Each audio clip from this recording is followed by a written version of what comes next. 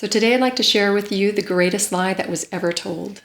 And the greatest lie that was ever told was told by you about you. It's the greatest lie. It's the lie that you are disconnected, or that you're not lovable, or there's something wrong with you, or that you're not good enough.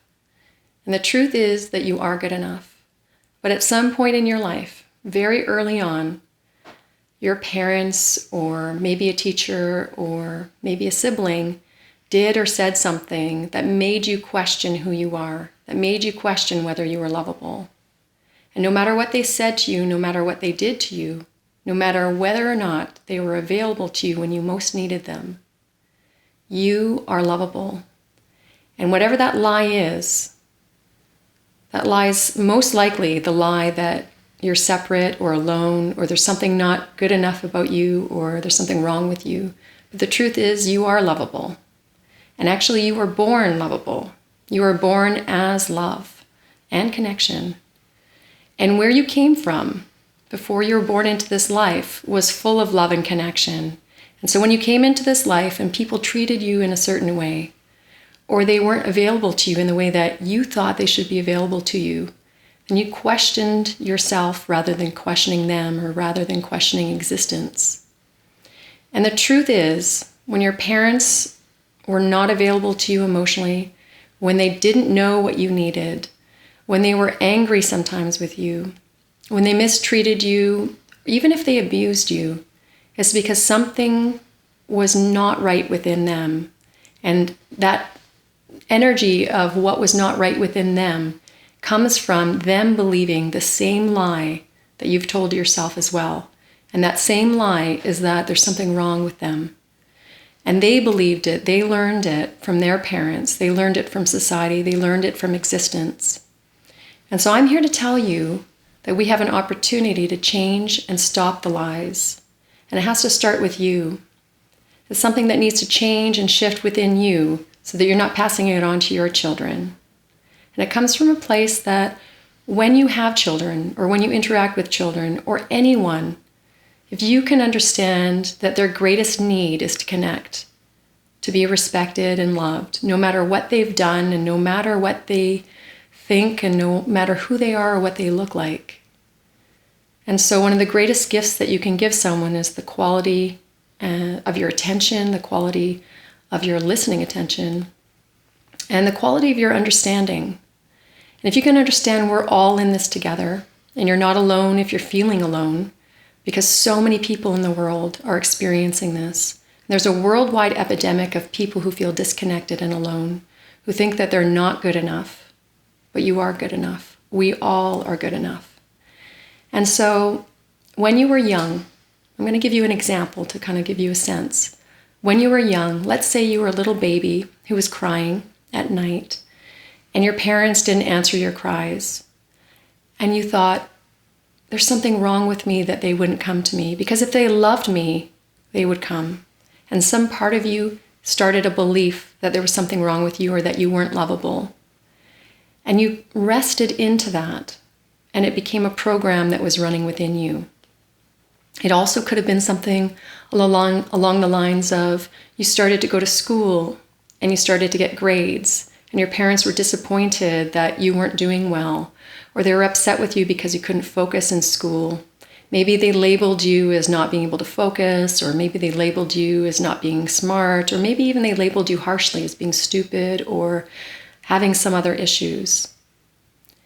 And when this happens, there's an internal process within a child that basically has them think, if I do better, if I'm better, if I'm more lovable, or if I'm smarter, or if I'm better looking, or if I'm more focused, if I'm able to do whatever it is they want me to do, then I'll be loved, I'll be accepted, and things will be better.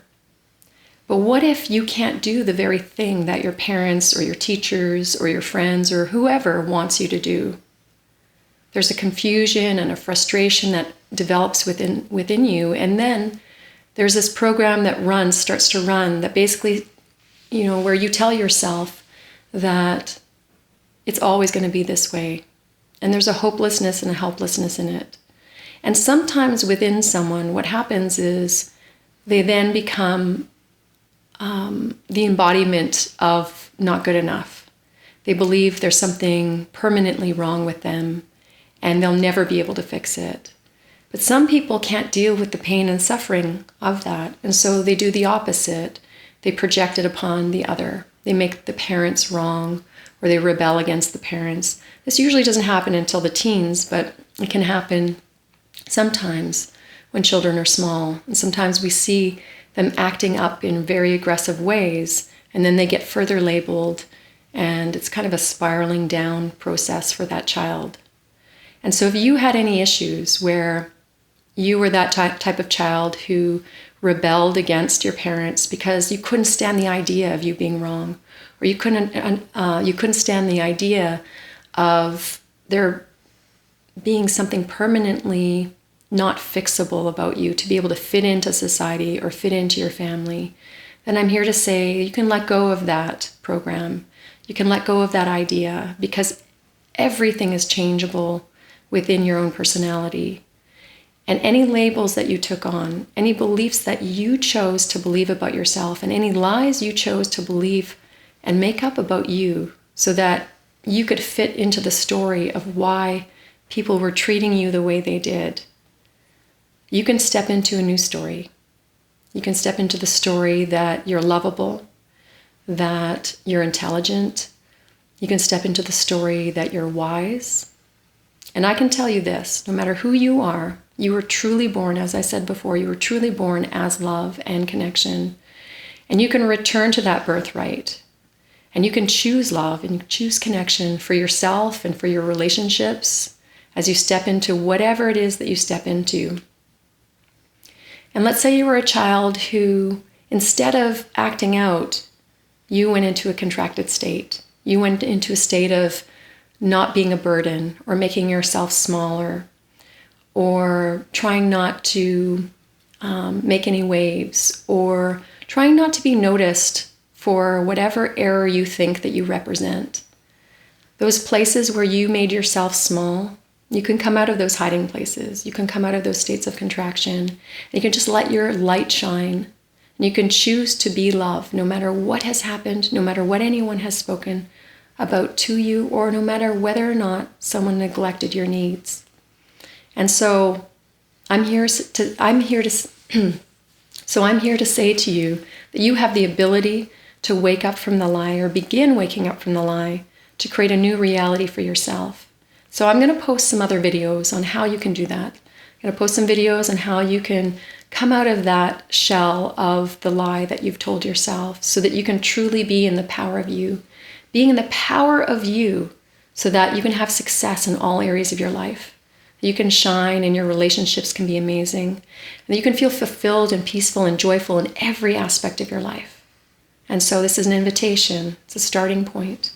And so look for these videos, and I'm happy to invite you on this journey to awaken to the power of you, the power of who I know that you are. And you are love, and you are connection. And it's a pleasure to get to know you. Thank you.